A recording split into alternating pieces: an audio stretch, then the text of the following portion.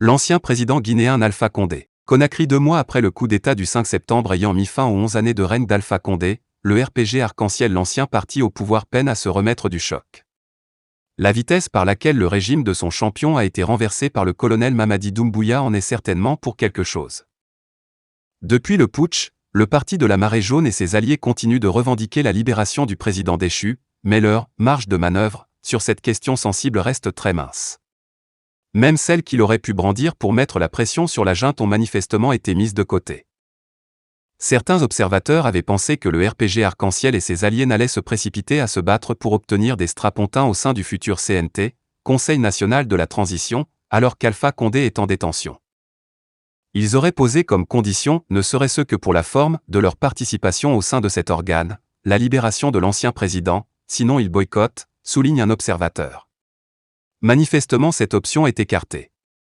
L'ancienne mouvance présidentielle enverra bien la liste de ses candidats au MAT pour être représentés au sein de cet organe législatif. Sur la question d'ailleurs, nous apprenons que les tractations sont très avancées au sein de l'ancienne mouvance. Le RPG Arc-en-Ciel s'est même réuni sur ce sujet ce jeudi, a-t-on appris avoir été reçu par le ministre Mori Condé la veille.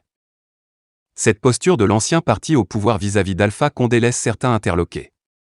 Toutefois, d'autres comprennent parfaitement cette attitude, la jugeant réaliste face aux enjeux du moment.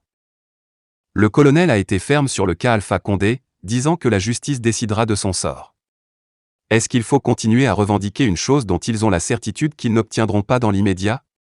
C'est tout à fait réaliste pour eux de faire face aux enjeux du moment pour obtenir des représentants au CNT. Sinon, ils risquent de perdre des deux côtés. Ils n'auront ni la libération d'Alpha Condé, ni de représentants au CNT, analyse cet observateur de la scène politique.